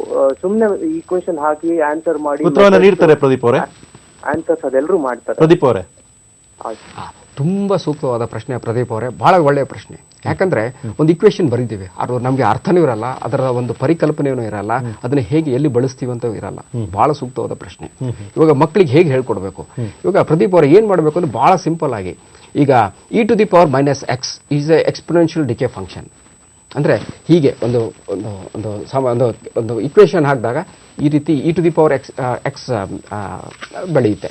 ನೀವೇನು ಮಾಡಬೇಡಿ, ಶಾಲಾ ಮಕ್ಕಳಲ್ಲಿ ನೀವು ಒಂದು ಸುಮಾರು 500 ಮಕ್ಕಳನ್ನ ಒಂದು ಹೈಟು ಈ ಕಡೆ ಎತ್ತರ ಇದ್ದವರು ಕಡಿಮೆ ಮಾಡಿ ನಿಲ್ಲಿಸಿ ಎಲ್ಲಾ ಮಕ್ಕಳು ಪ್ಲಾಟ್ ಹಾಕಿದಾಗ ನಿಂತಿರೋ ಶೈಲಿನೇ e⁻⁻x ಆಗುತ್ತೆ. ಹಾಗೆ ಅನುಭವ ಕೊಡಬೇಕು ಮಕ್ಕಳಿಗೆ. ಮುಖ್ಯವಾಗಿ ಮ್ಯಾಥಮೆಟಿಕಲ್ ಟೂಲ್ಸ್ ಮಾಡಬೇಕು, ಮ್ಯಾಥಮೆಟಿಕಲ್ ಮಾಡೆಲ್ಸ್ ಮಾಡಬೇಕು. ಆಮೇಲೆ ಈ ಇಕ್ವೇಶನ್ ಅನುಭವ ಆಗಬೇಕು. ಇಲ್ಲಾಂದ್ರೆ ಸುಮ್ಮನೆ ಅದೇನಾಗುತ್ತೆ ಅಂದ್ರೆ ಅದು ಜನರಿಗೆ ನಾವು ಸಾಮಾನ್ಯವಾಗಿ ಮಕ್ಕಳಿಗೆ ಅದು ತಲುಪೋದಿಲ್ಲ. ಹೀಗಾಗಿ ಈ ಮ್ಯಾಥಮೆಟಿಕಲ್ ಇಕ್ವೇಶನ್ಸು ಅನುಭವ, ಆಮೇಲೆ ಮ್ಯಾಥಮೆಟಿಕ್ಸ್ ಲ್ಯಾಬೊರೇಟರಿ ಮಾಡಬೇಕು ಪ್ರತಿ ಶಾಲೆಗಳಲ್ಲಿ. ಇದು ಕೇವಲ ಶಾಲೆಗಳಲ್ಲಾದ್ರೆ ಆಗೋದಿಲ್ಲ, ಮನೆಯಲ್ಲಿ ಕೂಡ ಇರಬೇಕು ಅಂತ ನಾನು ಹೇಳ್ತೀನಿ. ಇವಾಗ ನೋಡಿ, ಒಂದು ಗ್ಲಾಸ್ ತಗೊಳ್ಳಿ, ಅದರಲ್ಲಿ ನೀರು ಹಾಕ್ತಾರ. ವಾಲ್ಯೂಮ್ ಅಂದ್ರೆ ಏನು? ವಾಲ್ಯೂಮ್ಗೂ ಇವಾಗ ಒಂದು ಸಿಲಿಂಡರ್ ತಗೊಂಡ್ರೆ ವಾಲ್ಯೂಮ್ ಮತ್ತು ಇರುವಂತ ಪರಿವಿಧಿಗೂ ಮತ್ತು ರೇಡಿಯಸ್ಗೂ ಸಂಬಂಧ ಏನು? ಮನೆಯಲ್ಲಿ ಸೂಕ್ತವಾಗಿ ಅರ್ಥಗರ್ಭಿತವಾಗಿ ನಾವು ಇಂಥ ಮಾಡ್ಬೋದು. ನೀವು ಹೇಳಿದ್ದು ನಿಜ. ಇದಲ್ಲದೆ ಕಂಪ್ಯೂಟರ್ ಸಿಮ್ಯುಲೇಷನ್ಸ್ ಮಾಡ್ಬೋದು. ಆಮೇಲೆ ಇವಾಗ ಒಂದು ರಾಕೆಟ್ ತಗೊಳ್ಳಿ, ದೀಪಾವಳಿಯಲ್ಲಿ ಏನ್ ಮಾಡಿ ಅಂದ್ರೆ ರಾಕೆಟ್ ಹಾರಿಸಿ, ಅದು ಹೇಗೆ ಹೋಗುತ್ತೆ? It goes through a trajectory. And ಮಕ್ಕಳಿಗೆ ಕಣ್ಣಿಗೆ ಕಾಣುತ್ತದು ಟ್ರೆಜೆಕ್ಟರಿ ಹೇಗೆ ಹೋಗುತ್ತೆ ಅಂತ. ಆ ಇಕ್ವೇಶನ್ ಮುಂಚೆ ಹೇಳಿ ಮೊದಲು ರಾಕೆಟ್ ಹಾರಿಸ್ಬೇಕು ಮಕ್ಕಳಿಗೆ, ಯಾಕಂದ್ರೆ ಅವರಿಗೆ ಒಂದು ಉತ್ಸಾಹ ಬರುತ್ತೆ. ಆ tracing the trajectory path, it can be put on a graph and we can see the mathematical equations in action. Wonderful it is. ಈಗ ಮುಂದಿನ ಕರೆಯನ್ನ ತೆಗೆದುಕೊಳ್ಳೋಣ. ದಾಂಡೇಲಿಯಿಂದ ಕರೆ ಇರುವಂತದ್ದು ಸುಮಿತ್ರಾ ಅವರು, ಕೇಳಿ ತಮ್ಮ ಪ್ರಶ್ನೆಯನ್ನ. ನಮಸ್ತೆ ಸರ್, ನಮ್ಮ ಮಗ 10th ಸರ್ ಇದ್ರಿ. ಕೇಳಿ. ಅವ ಸೈನ್ಸ್ ಆಸಕ್ತಿ ಇದೆ ಸರ್. ಅವ್ ಏನ್ ಮಾಡ್ಬೇಕು ನೆಕ್ಸ್ಟ್ ಸರ್? ನಮ್ ತರಬೇತಿ ಸಿಗ್ಬೇಕಾದ್ರೆ ಏನ್ ಮಾಡ್ಬೇಕು ಸರ್? ಖಂಡಿತವಾಗಿ ಸೂಕ್ತ ಪ್ರಶ್ನೆ. ಇವಾಗ ವಿಜ್ಞಾನದಲ್ಲಿ ಮತ್ತೆ ಪ್ರಮುಖವಾಗಿ ವಿಜ್ಞಾನ ಅಂತ ಹೇಳಿದ್ರಿ, ಯಾವ ವಿಷಯ? ಅವರಿಗೆ ಫಿಸಿಕ್ಸ್ ಬೇಕು, ಅಂದ್ರೆ ಸೈಂಟಿಸ್ಟ್ ಆಗ್ತಾನಂತ ಹೇಳ್ತಾನೆ ಸರ್. ಸಣ್ಣವಾಗಿದ್ದಾಗ ನಾ ಸೈಂಟಿಸ್ಟ್ ಅಂತ ನೋಡ್ರಿ. ತುಂಬಾ ಸಂತೋಷ. ಯಾಕಂದ್ರೆ ಒಬ್ಬ ಪೋಷಕರು ತಮ್ಮ ಮಗನ ಸೈಂಟಿಸ್ಟ್ ಮಾಡಕ್ ಹೊರಡ್ತಾ ಇದ್ದೀರಾ. ಖಂಡಿತವಾಗಿ ನೀವು ನಮ್ಮ ಜೊತೆಗೆ ಬನ್ನಿ. ವಿಜ್ಞಾನಿಗಳು ಭಾರತ ದೇಶದಲ್ಲಿ ಅನೇಕ ವಿಜ್ಞಾನಿಗಳು ಇದ್ದಾರೆ. ಅವಾಗೇನು ಇವಾಗ ಮುಖ್ಯವಾಗಿ ಏನ್ ಮಾಡ್ಬೇಕು ಅಂತಂದ್ರೆ, ಈ ಮಕ್ಕಳಿಗೆ ಆಸಕ್ತಿ ಇರುತ್ತೆ, ಆದರೆ ಅವರಲ್ಲಿರುವಂಥ ಪ್ರತಿಭೆಯನ್ನು ಗುರುತಿಸಿ ಅವರಲ್ಲಿ ಫಿಸಿಕ್ಸ್ ಇಂಟ್ರೆಸ್ಟೋ, ಕೆಮಿಸ್ಟ್ರಿ ಇಂಟ್ರೆಸ್ಟೋ, ಬಯಾಲಜಿ ಇಂಟ್ರೆಸ್ಟೋ ಅಂತ ಸ್ವಲ್ಪ ಅವ್ರ ಬಗ್ಗೆ ನಾವು ಅಧ್ಯಯನ ಮಾಡಬೇಕು.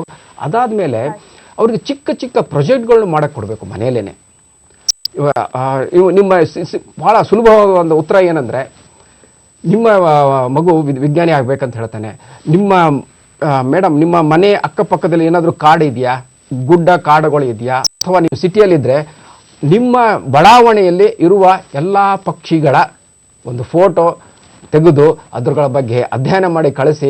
ಅದೇ ದೊಡ್ಡ ವಿಜ್ಞಾನ.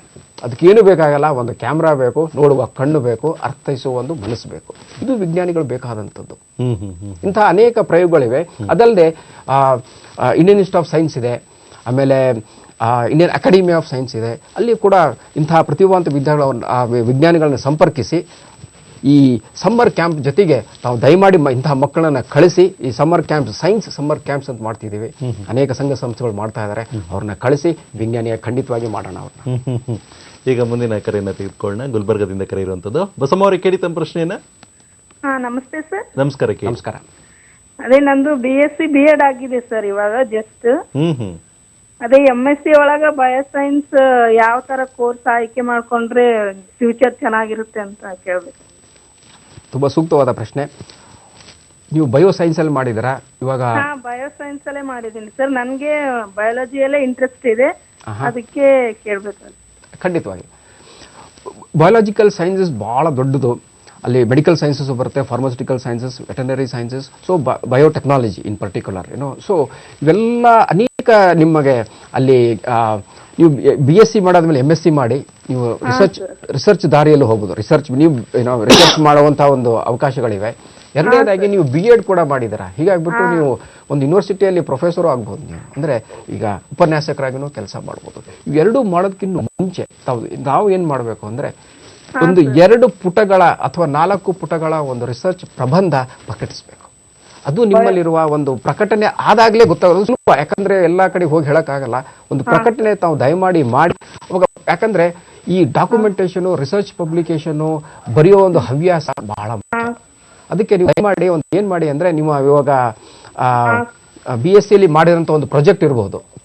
BSc ಅಲ್ಲಿ ಅದೇ ಬಯಾಲಜಿ ಒಳಗೆ ನಾನು ಇವಾಗ MSc ಮಾಡ್ಬೇಕು ಅನ್ಕೊಂಡಿದ್ದೆ. ಮಾಡಿ MSc ಮಾಡಿ.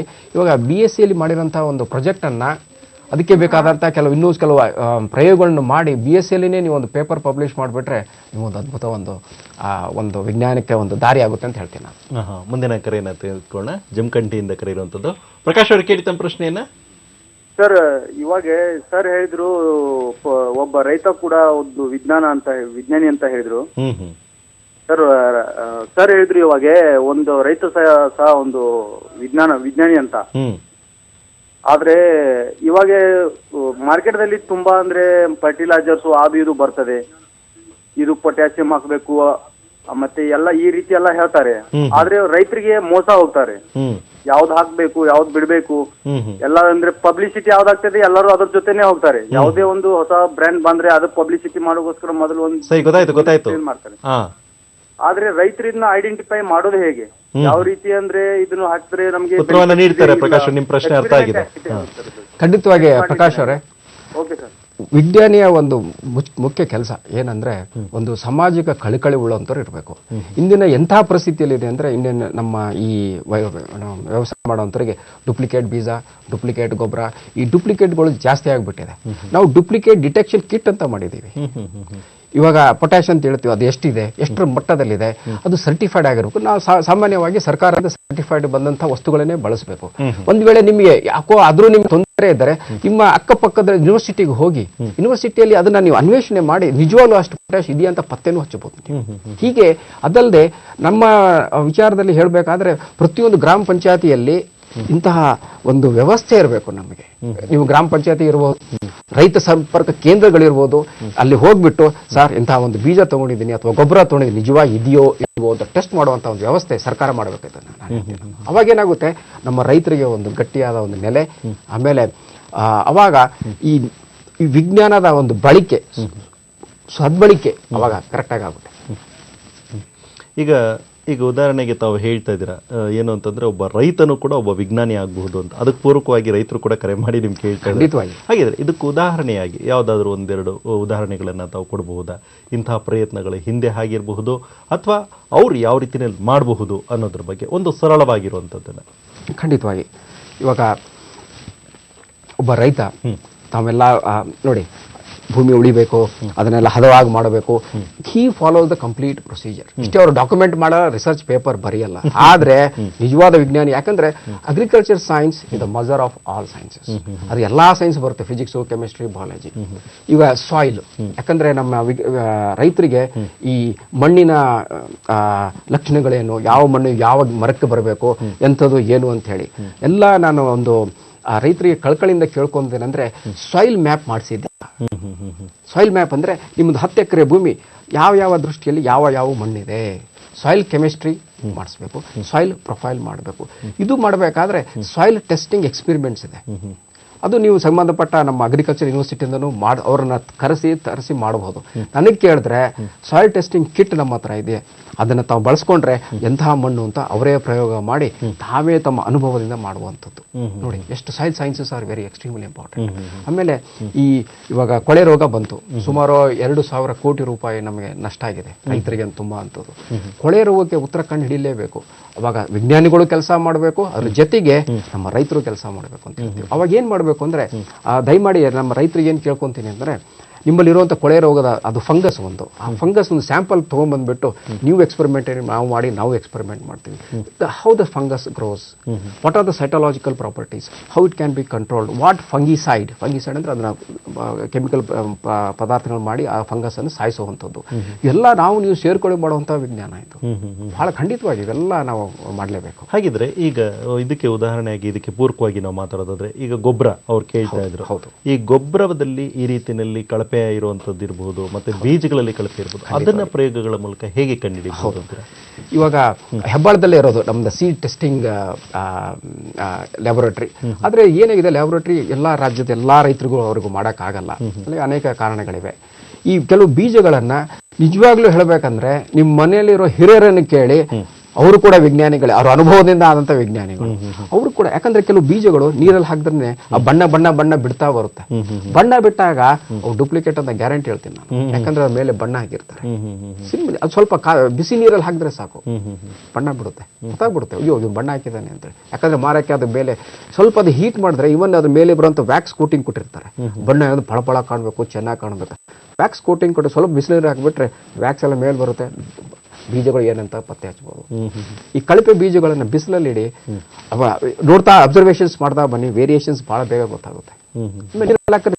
ಕೆಲವು ಬೀಜಗಳು ತೇಲುತ್ತೆ, ಸುಲಭವಾಗಿ ಹೇಳ್ಬೋದು ಇದು ಡೂಪ್ಲಿಕೇಟು ಸರಿಯಾಗಿ ಅಂತ ಹೇಳಿ. ಹೀಗೆ ಅನೇಕ ವಿಷಯಗಳನ್ನ ನಾವೆಲ್ಲ ಪ್ರಯೋಗಗಳನ್ನ ಮನೆಯಲ್ಲೇ ಮಾಡಬಹುದು.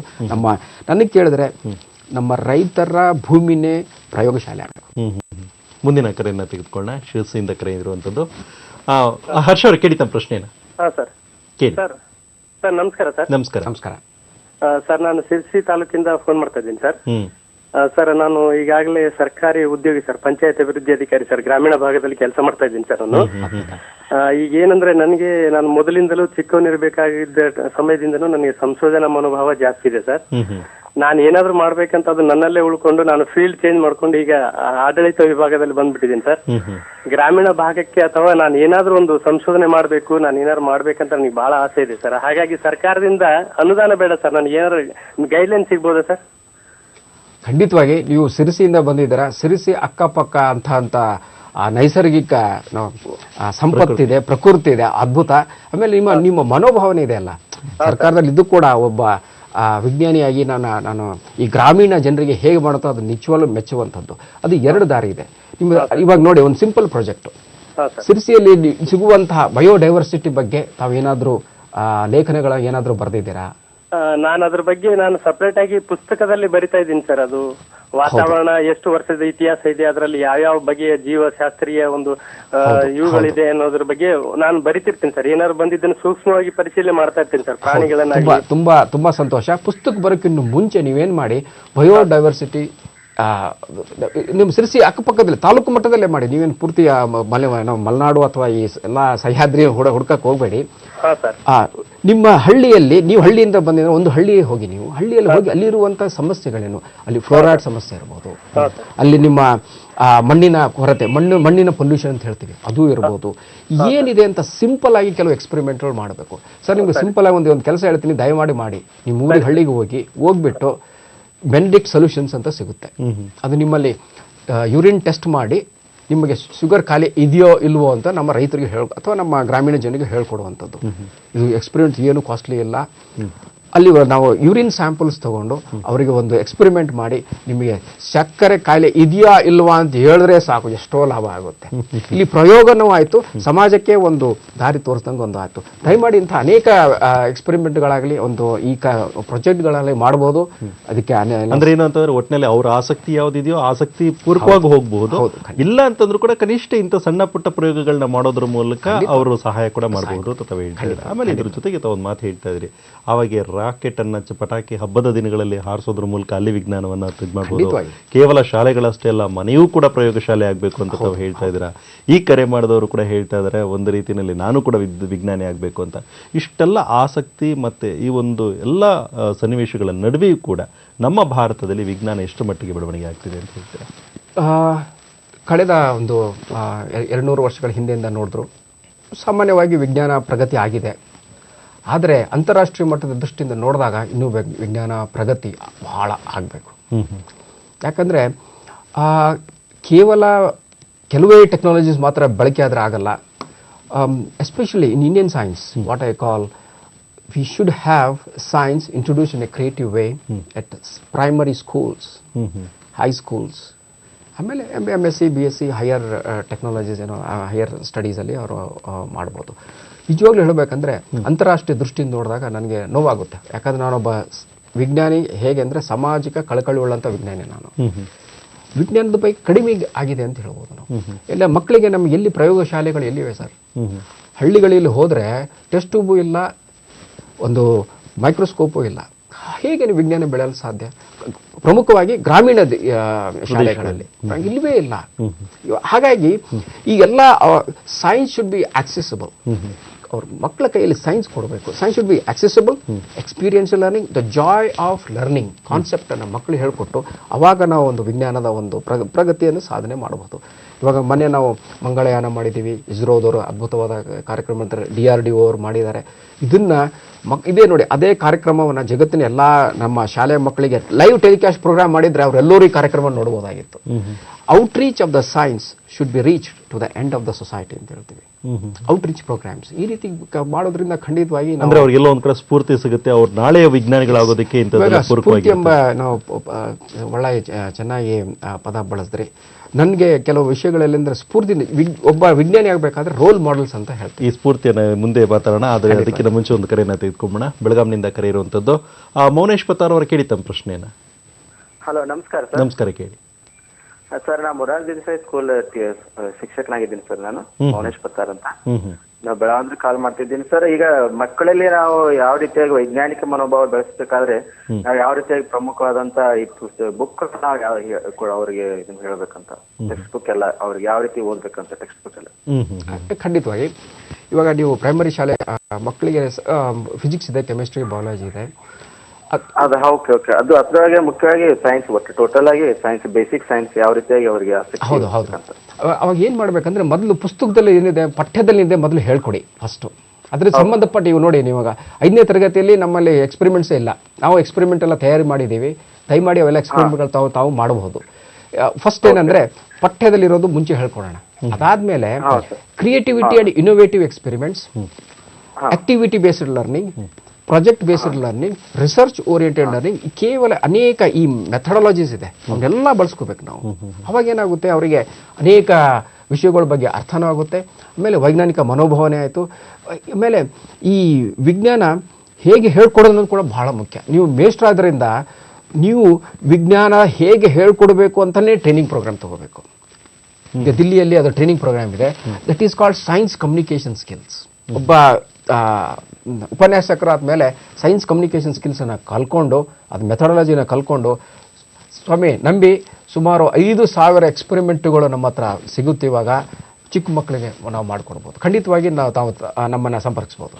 ಮುಂದಿನ ಕರೆಯನ್ನು ತೆಗೆದುಕೊಳ್ಳೋಣ. ರಾಮಕೃಷ್ಣ ಅವರು ಕರೆ ಮಾಡಿರುವಂಥದ್ದು ಬನ್ನೇರುಘಟ್ಟ ರಸ್ತೆಯಿಂದ. ಕೇಳಿದಿ ರಾಮಕೃಷ್ಣ ಅವರೇ? ನಮಸ್ಕಾರ ಸರ್. ಸರ್, ಒಂದು ಟ್ರಸ್ಟ್ ಒಂದು ಲ್ಯಾಬ್ ಎಸ್ಟಾಬ್ಲಿಷ್ ಮಾಡ್ಬೇಕಂದ್ರೆ ಅದು ಎಷ್ಟು ಅಮೌಂಟ್ ಖರ್ಚಾಗ್ತದೆ, ಪ್ಲಸ್ ಅಲ್ಲಿ ಜಾಬ್ ಕೊಡ್ಬೇಕಂದ್ರೆ ಏನು ಕ್ವಾಲಿಫಿಕೇಶನ್ ಇಂದ ಅಲ್ಲಿ ಎಂಪ್ಲಾಯ್ಮೆಂಟ್ ಕೊಡಬೇಕು?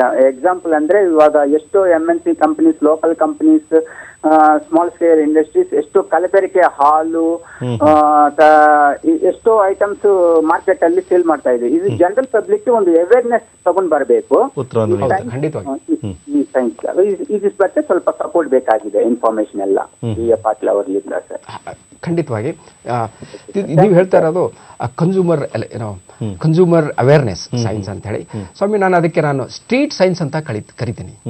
ಏನ್ ಮಾಡ್ಬೇಕಂದ್ರೆ ನಾವೆಲ್ಲ ವಿಜ್ಞಾನಿಗಳು, ಆಮೇಲೆ ಸಂಬಂಧಪಟ್ಟ ಅಧಿಕಾರಿಗಳು ಪ್ರತಿಯೊಂದು ದಾರಿಯಲ್ಲಿ ನಿಂತುಕೊಂಡು ಫುಡ್ ಅಲ್ಟ್ರೇಷನ್ ಹೇಗಾಗುತ್ತೆ ಅಂತ ನಾವು ತೋರಿಸ್ಬೇಕು. ಅವಾಗ ಹಾಲಲ್ಲಿ ಹೇಗೆ ಮಾಡ್ತಾರೆ ಅದನ್ನ ಹೇಗೆ ಪತ್ತೆ ಹಚ್ಚಬೇಕು.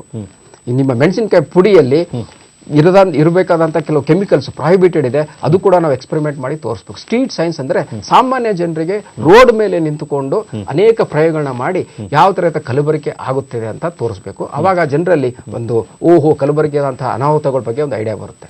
ಎರಡನೇ ಪ್ರಶ್ನೆ ಅವ್ರು ಕೇಳಿರೋದು, ಒಂದು ಲ್ಯಾಬೊರೇಟರಿ ಸೆಟ್ ಹೇಗೆ ಮಾಡಬೇಕು. ನಿಜವಾಗ್ಲೂ ಹೇಳಬೇಕಂದ್ರೆ ಒಂದು ನಿಮ್ಮ ಎಸ್ಪೆಷಲಿ ಫುಡ್ ಅಲ್ಟ್ರೇಷನ್ ಕಿಟ್ ಅಂತ ಬರುತ್ತೆ, ಕೇವಲ 2,000 ರೂಪಾಯಿಯಲ್ಲಿ ಸಿಗುತ್ತೆ ನಿಮಗೆ.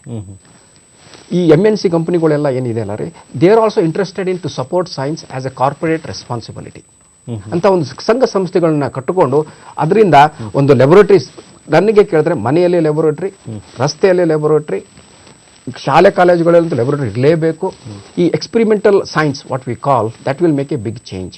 ಈ ರೀತಿಯ ಸಂಘ ಸಂಸ್ಥೆಗಳನ್ನ ಕಟ್ಟಬಹುದು. ಒಂದು ನಿಜವಾಗ್ಲೂ ಒಂದು ಲ್ಯಾಬೊರೇಟರಿ, ಸೈನ್ಸ್ ಲ್ಯಾಬೊರೇಟರಿ, ಒಂದು 10ನೇ ತರಗತಿವರೆಗೂ ಒಳ್ಳೆಯ ಒಂದು ಲ್ಯಾಬೊರೇಟರಿ ಬೇಕಾದರೆ ಎಷ್ಟು ಅಂದರೆ ಸುಮಾರು 5-6 ಲಕ್ಷ ಖರ್ಚಾಗುತ್ತೆ. ಯಾಕಂದರೆ ಎಲ್ಲ ಎಕ್ವಿಪ್ಮೆಂಟ್ಸ್ ಎಲ್ಲ ಬೇಕು, ಇನ್ಫ್ರಾಸ್ಟ್ರಕ್ಚರ್ ಬೇಕು.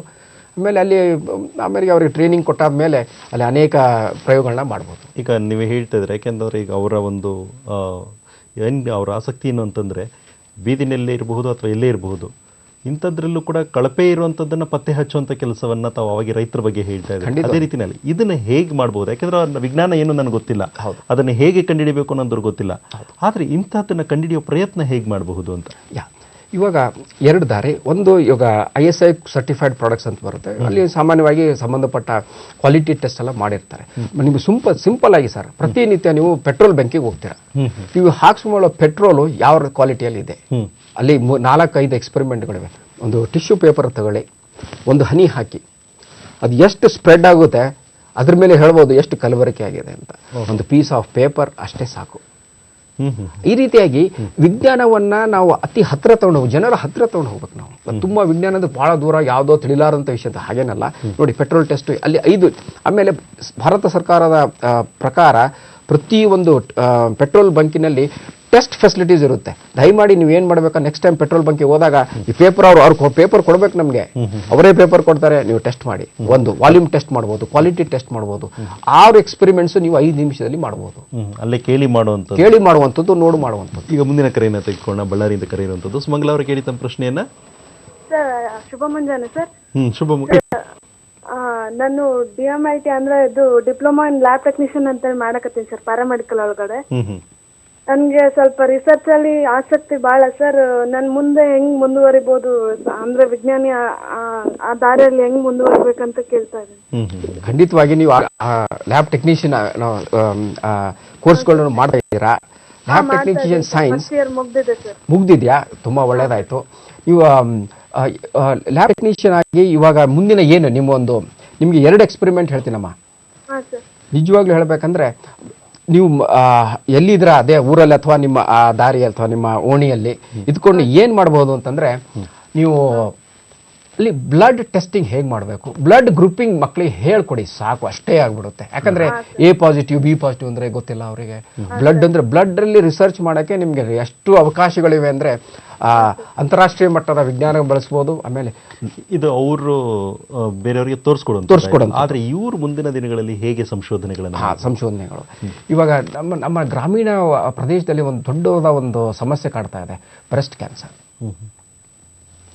ಮೆಮೊಗ್ರಫಿ ಅಂತ ಹೇಳ್ತೀವಿ, ಅದನ್ನೆಲ್ಲ ಎಲ್ಲ ಸ್ಟಡೀಸ್ ಮಾಡಿ ನೀವು ಓದಿರ್ತಾರೆ ಲ್ಯಾಬ್ ಟೆಕ್ನಿಷಿಯನ್ ಆಗಿ.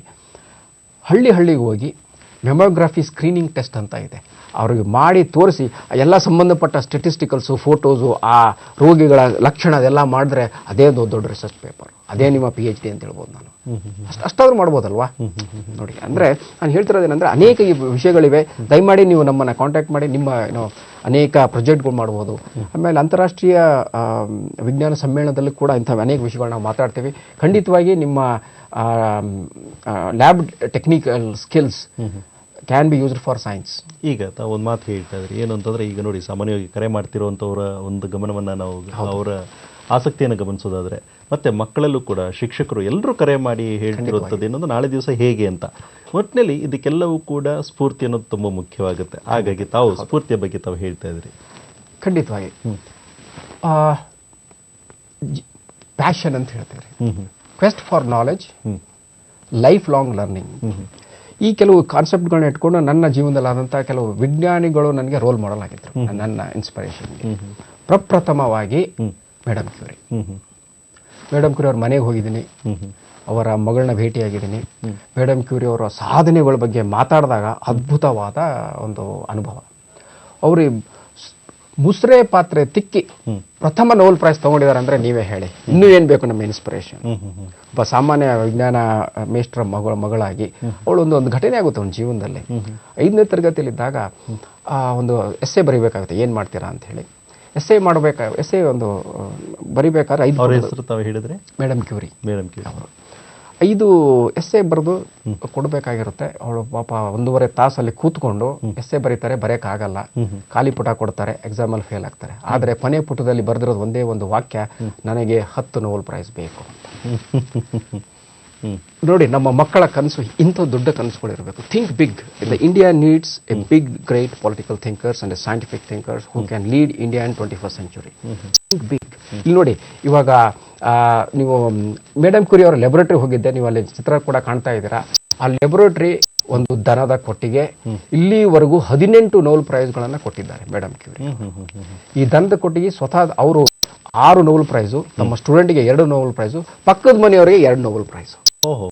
ಇಂತಹ ಒಂದು ನೋಡಿ, ಒಂದು ದನದ ಕೊಟ್ಟಿಗೆಯಿಂದ ಇಷ್ಟು ಸಾಧನೆ ಮಾಡುವ ಒಂದು ಸಾಧ್ಯತೆ ಇದೆ ಅಂದಮೇಲೆ ನಮ್ಮ ಯೂನಿವರ್ಸಿಟಿಗಳು ಎಷ್ಟು ನೋಬೆಲ್ ಪ್ರೈಸ್ ತಗೋಬೇಕು ಹೇಳಿ ಇಂಡಿಯಾಕ್ಕೆ? ಖಂಡಿತವಾಗಿ ಇವೆಲ್ಲ ಬೇಕು. ಈ ಮನೋಭಾವನೆ, ಈ ಸಾಧನೆ ಮಾಡುವಂಥದ್ದು ಎಕ್ಸ್ಟ್ರೀಮ್ಲಿ ಇಂಪಾರ್ಟೆಂಟ್. ಈಗ ಮುಂದಿನ ಕರೆಯನ್ನು ತೆಗೆದುಕೊಳ್ಳೋಣ. ಚನ್ನಗಿರಿಯಿಂದ ಕರೆ ಇರುವಂಥದ್ದು ಮಂಜುನಾಥ್ ಅವರೇ, ಕೇಳಿ ತಮ್ಮ ಪ್ರಶ್ನೆಯನ್ನ. ಓಕೆ ಸರ್, ನಾವು paramedical science health inspector course ಮುಗಿಸಿವಿ ಸರ್. ನೆಕ್ಸ್ಟ್ ಏನ್ ಮಾಡ್ಬೋದು ಅಂತ, ಏನ್ ಸಂಶೋಧನೆ ಮಾಡ್ಬೋದು ಸರ್ ನೆಕ್ಸ್ಟ್? ಈಗ ಪ್ಯಾರಾಮೆಡಿಕಲ್ ಸೈನ್ಸಸ್ ಅಲ್ಲಿ ನಿಮಗೆ ಇವಾಗ ನೋಡಿ, ಇವಾಗ ಆಲ್ರೆಡಿ ನಾನು 2-3 ಸಲ ಕೆಲವು ಹೇಳಿದೆ. ನಿಮ್ಮ ಪ್ಯಾರಾಮೆಡಿಕಲ್ ಸೈನ್ಸ್ ಅಲ್ಲಿ ಇವಾಗ ಫಿಸಿಯಾಲಜಿ ಒಂದು ಸಬ್ಜೆಕ್ಟ್ ಓದ್ತಿರ್ತಾನೆ, ಫಿಸಿಯೋಥೆರಪಿ. ಹೆಲ್ತ್ ಇನ್ಸ್ಪೆಕ್ಟರ್ ಓದಿ ಸರ್, ಹೆಲ್ತ್ ಇನ್ಸ್ಪೆಕ್ಟರ್ ಮುಗಿಸಿ ಸರ್. ಈಗ ಕೋರ್ಸ್ ಕಂಪ್ಲೀಟ್ ಆಗಿದೆ. ಹೆಲ್ತ್ ಇನ್ಸ್ಪೆಕ್ಟರ್ ಆಗಿ ನೀವು ಎಕ್ಸ್ಪೀರಿಯನ್ಸ್ ಎಲ್ಲ ತಗೊಂಡಿದ್ದೀರಾ. ಹೆಲ್ತ್ ಇಲ್ಲ ಸರ್, ಇನ್ಸ್ಪೆಕ್ಟರ್ ಈ ಸರಿ ಔಟ್ಪುಟ್ ಆಗಿದೆ ಸರ್. ಈ ಸರಿ ಬ್ಯಾಚ್ ಸರ್ ನಮ್ದು ಜಸ್ಟ್ ಒಂದ್ ಮಂತ್ ಆಯ್ತು ಸರ್ ಔಟ್ಪುಟ್ ಆಗಿ. ಸರಿ ಒಂದು ತಿಂಗಳಾಯ್ತು ತಾವು ತಮ್ಮ ಅಧ್ಯಯನ ಮುಗಿಸಿ ಹೊರಗಡೆ ಬಂದಿದ್ದೀರಾ. ನಿಮ್ಮದು ಅಲ್ಲಿ ಜಾಬ್ ಕೂಡ ಹುಡುಕಿ ತಾವು ಹೋಗಬಹುದು. ಆದರೆ ನಿಮ್ಮಲ್ಲಿ ವೈಜ್ಞಾನಿಕ ಒಂದು ಇಚ್ಛೆ ನೋಡಿ ತುಂಬ ಸಂತೋಷ ಆಯಿತು. ಫುಡ್ ಇನ್ಸ್ಪೆಕ್ಟರ್ ಆಗಿ ಅಥವಾ ನೀವು ಹೈಜೀನ್ ಬಗ್ಗೆ ಆಗಲಿ, ಫುಡ್ ಕ್ವಾಲಿಟಿ ಬಗ್ಗೆ ಆಗಲಿ, ನೀವು ದಯಮಾಡಿ ಏನು ಮಾಡಿ, ನೀವು ಯಾವಾಗ ಊರಿಂದ ಕರೆ ಬಂದಿದೆ ಅಲ್ಲಿ ಹೋಗ್ಬಿಟ್ಟು ನೀವು ಮಾಡಿರೋಂಥ ಸ್ಥಳದಲ್ಲಿ ಫುಡ್ ಕ್ವಾಲಿಟಿ ಬಗ್ಗೆ ನನಗೆ ಒಂದು ಟೆಕ್ನಿಕಲ್ ರಿಪೋರ್ಟ್ ಬರ್ದು ಕಳಿಸ್ತೀರಾ? ಅಷ್ಟೇ, ಒಂದು ಟೆಕ್ನಿಕಲ್ ರಿಪೋರ್ಟ್, ಸಿಂಪಲ್. ಫುಡ್ ಹೇಗಿದೆ, ವ್ಯವಸ್ಥೆ ಹೇಗಿದೆ, ಅಲ್ಲಿ ಏನಿದೆ, ಒಂದು ಫೋಟೋ ಮಾಡ್ಬೋದು, ಒಂದು ವಿಡಿಯೋ ಮಾಡ್ಬೋದು. Documentation skills are extremely important for A scientist. ಅಂದ್ರೆ ಒಟ್ಟಿನಲ್ಲಿ ಈಗ ಎಷ್ಟೋ ಜನ ಕೇಳ್ತಿರೋದೇನು ಅಂತಂದ್ರೆ ನಾನು ಏನ್ ಮಾಡ್ಬೋದು ಅಂತ. ನೀವು ಹೇಳ್ತಿದ್ದೀರಾ ಅಲ್ಲಿ ಏನಾದ್ರೂ ಹುಡುಕಿ ಆ ಹುಡುಕೋ ಕೆಲಸದಲ್ಲಿ ಮುಂದಿನ ದಿನ ಯಾವ ಪ್ರಯತ್ನಗಳನ್ನ ಯಾವ ದಿಕ್ಕಿನಲ್ಲಿ ಮಾಡಬಹುದು ಅನ್ನೋದು ತನಗೆ ತಾನೇ ಗೊತ್ತಾಗುತ್ತೆ ಅಂತ. ಯಾಕೆಂದ್ರೆ ಇಲ್ಲಿ ಕೇವಲವಾಗಿ ನಿರ್ದಿಷ್ಟವಾಗಿ ಇಂಥದ್ದನ್ನೇ ಮಾಡಿ ಅಂತ ಹೇಳೋದಕ್ಕಾಗೋದಿಲ್ಲ. ಯಾಕೆಂದ್ರೆ ಅವರ ಆಸಕ್ತಿ ಬೇರೆ ಇರಬಹುದು, ನಿಮ್ಮ ಸಲಹೆ ಕೂಡ ಬೇರೆ ಇರಬಹುದು. ಇಂಥ ಸಂದರ್ಭಗಳಲ್ಲಿ ಈ ತರ ಹುಡುಕ್ತಾ ಆ ಒಂದು ಪ್ರಯತ್ನಕ್ಕೆ ಅಥವಾ ಮಾರ್ಗ ಸಿಗ್ಬೋದು ಅಂತ ತಾವು ಹೇಳ್ತಾ ಇದ್ದೀರಾ. ಇದೇ ನಿಟ್ಟಿನಲ್ಲಿ ನಾವು ಸಾಮಾನ್ಯವಾಗಿ ವಿದ್ಯಾರ್ಥಿಗಳಲ್ಲಿ ನಾವು ಗಮನಿಸ್ತಿರ್ತೀವಿ. ಈಗ ನೀವು ಒಂದು ಮಾತನ್ನ ಹೇಳ್ತಾ ಇದ್ರಿ, ಏನು ಅಂತಂದ್ರೆ ಪರೀಕ್ಷೆಯಲ್ಲಿ ಬರೆದಂಥದ್ದು ಎಲ್ಲ ಕೊಟ್ಟಿದ್ದು ಬರೀ ಖಾಲಿ ಹಾಳೆಗಳಿತ್ತು ಅಂತ ಅಂದ್ಬಿಟ್ಟು ಕೊನೆಯಲ್ಲಿ ನನಗೆ 10 ನೊಬೆಲ್ ಬಹುಮಾನಗಳು ಬೇಕು ಅಂತ ಅಂದ್ಬಿಟ್ಟು. ಅದೇ ರೀತಿಯಲ್ಲಿ ವಿದ್ಯಾರ್ಥಿಗಳನ್ನ ನಾವು ನೋಡೋದಾದ್ರೆ ದಡ್ಡ ವಿದ್ಯಾರ್ಥಿಗಳು ಅಂತ ಮೂಲೆಯಲ್ಲಿ ಹಾಕುವಂಥದ್ದನ್ನು ನಾವು ಶಾಲೆಗಳಿರಬಹುದು, ಕಾಲೇಜುಗಳಲ್ಲಿ ನೋಡ್ತೀವಿ. ಹಾಗಿದ್ರೆ ಆ ವಿದ್ಯಾರ್ಥಿಗಳು ದಡ್ಡ ವಿದ್ಯಾರ್ಥಿಗಳ ಅಥವಾ ಅವ್ರನ್ನ ನಿಜವಾಗ್ಲೂ ಇವರು ಕ್ರಿಯೇಟಿವ್ ಇರುವಂಥವ್ರು ಅವ್ರನ್ನ ಮುಂದಕ್ಕೆ ತರಬಹುದು ಅನ್ನುವಂಥ ಪ್ರಯತ್ನ ಹೇಗಿರ್ಬೋದು? ಖಂಡಿತವಾಗಿ ನನ್ನ ವಿಚಾರದಲ್ಲಿ ಯಾವ ವಿದ್ಯಾರ್ಥಿಗಳು ದಡ್ರಲ್ಲ. ಅವರು ನಾವು ಗುರುತಿಸೋದಿಲ್ಲ, ಅದಕ್ಕೋಸ್ಕರ ನಾವು ದಡ್ರು ಅಷ್ಟೇ, ಅವರ ಮಕ್ಕಳಲ್ಲ ತಾನು ಹೇಳ್ತೀನಿ. ಒಂದು ಆದಂಥ ಒಂದು ಘಟನೆ, ಐನ್ಸ್ಟೈನ್ ಕೂಡ ಚಿಕ್ಕ ಮಗು ಇದ್ದಾಗ ಅವನನ್ನು ದಡ್ಡ ಅಂತೇಳಿ ಸರ್ಟಿಫೈ ಮಾಡಿ ಶಾಲೆಯಿಂದ ಹೊರಗೆ ತುಳಿಯಲ್ಪಟ್ರು. Is a mentally retarded child ಅಂತ ಸರ್ಟಿಫೈಡ್ ಮಾಡಿ ಮನೆ ಹೊರಗೆ ಹಾಕ್ತರು ಐನ್ಸ್ಟೈನ್. ನಾನು ಹೇಳೋದೇನೆಂದ್ರೆ, ಈ ಐನ್ಸ್ಟೈನ್ ಆಮೇಲೆ ಅವರೊಬ್ಬ ವಿಜ್ಞಾನಿ ಅವ್ರ ಮನೆಗೆ ಭೇಟಿ ಕೊಟ್ಟು ಅವನ ಕೈಯಲ್ಲಿ ಒಂದು ಮ್ಯಾಗ್ನೆಟಿಕ್ ಕಂಪಾಸ್ ಕೊಡ್ತಾನೆ. ಮ್ಯಾಗ್ನೆಟಿಕ್ ಕಂಪಾಸ್ ತಗೊಂಡು ಐನ್ಸ್ಟೈನ್ ಬರೆಯಕ್ಕೆ ಪ್ರಾರಂಭಿಸ್ತಾನೆ. ಮುಂದೆ ದೊಡ್ಡ ವಿಜ್ಞಾನಿ ಆಗ್ತಾನೆ. ಒಬ್ಬ ಐನ್ಸ್ಟೈನ್ ಮಾಡೋಕ್ಕೆ ನಮಗೆ ಬೇಕಾಗಿರೋದು ಕೇವಲ 20 ರೂಪಾಯಿ ಖರ್ಚು. ಕೈಯಲ್ಲಿ ವಿಜ್ಞಾನಕ್ಕೆ ಸಂಬಂಧಪಟ್ಟ ವಿಷಯಗಳನ್ನು ಕೊಡಿ. ಸೊ ಈ ರೀತಿಯಾಗಿ ನಾವು ನೋಡಿ, ಚಿಕ್ಕ ಒಬ್ಬ Einstein was able to do a significant contribution to the modern science, in particular E=mc². That equation is such a wonderful, beautiful equation. So ಯಾರೂ ದಡ್ರಲ್ಲ. ಅವ್ರಿಗೆ ಅವಕಾಶಗಳು ಬೇಕು, ಅವರಿಗೆ ಒಂದು ವ್ಯವಸ್ಥೆ ಬೇಕು, ಹೇಳುವ ವಿಜ್ಞಾನಿಗಳು ಬೇಕು. ಒಟ್ಟಿನಲ್ಲಿ ನೀವೇನಂತಂದ್ರೆ ವಿಜ್ಞಾನವನ್ನ ಬೆಳೆಸುವಂತ ಪ್ರಯತ್ನಗಳು ಪ್ರತಿಯೊಬ್ಬರು ಮಾಡಬೇಕು ಅಂತ ಹೇಳ್ತಿದ್ದೀರಾ. ಸ್ನೇಹಿತರೆ, ಇವತ್ತಿನ ಹಲೋ ಗೆಳೆಯರೇ ನೇರ ಫೋನ್ ಇನ್ ಕಾರ್ಯಕ್ರಮದಲ್ಲಿ ತಾವು ಕೂಡ ವಿಜ್ಞಾನದ ಆಸಕ್ತಿಯನ್ನು ಇಟ್ಕೊಂಡಿರ್ತೀರ, ಆದರೆ ಪ್ರಯೋಗಶೀಲರಾಗಿ ಪ್ರಯತ್ನಗಳನ್ನು ಮಾಡ್ತಿರ್ಬೇಕು ಅನ್ನುವಂಥದ್ದನ್ನು ನಾವು ಇದುವರೆಗೂ ಕೇಳಿದ್ವಿ. ಈ ಬಗ್ಗೆ ಹೆಚ್ಚಿನ ಮಾಹಿತಿಯನ್ನು ನೀಡಿದಂಥವರು ವಿಜ್ಞಾನಿಗಳಾದಂಥ ಶ್ರೀ BA ಪಾಟೀಲ್ ಅವರು. ಅವರಿಗೆ ನಮ್ಮ ದೂರದರ್ಶನದ ಪರವಾಗಿ ಹಾಗೂ ನಮ್ಮೆಲ್ಲ ವೀಕ್ಷಕರ ಪರವಾಗಿ ಅನಂತ ಧನ್ಯವಾದಗಳನ್ನು ಹೇಳ್ತಾ ಕಾರ್ಯಕ್ರಮವನ್ನು ಮುಗಿಸ್ತಾ ಇದ್ದೇವೆ. ನಮಸ್ಕಾರ. ನಮಸ್ಕಾರ.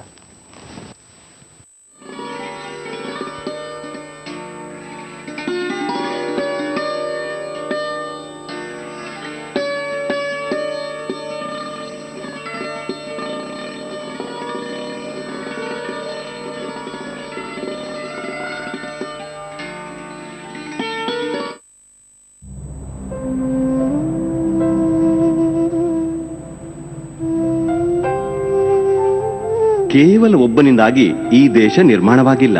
ನಾವೊಬ್ಬರು ಇನ್ನೊಬ್ಬರಿಗೆ ಸಹಕಾರ ಮಾಡಿದ್ದೇವೆ, ಆದ್ದರಿಂದಲೇ ಭಾರತ ನಿರ್ಮಾಣವಾಗಿದೆ.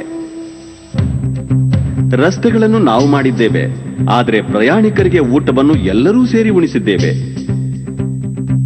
ಎಲ್ಲಾ ಆಸ್ಪತ್ರೆಗಳನ್ನು ನಾವು ನಿರ್ಮಿಸಿದ್ದೇವೆ, ಆದರೆ ಜನರ ಜೀವನವನ್ನು ಎಲ್ಲರೂ ಸೇರಿ ನೀಡಿದ್ದೇವೆ.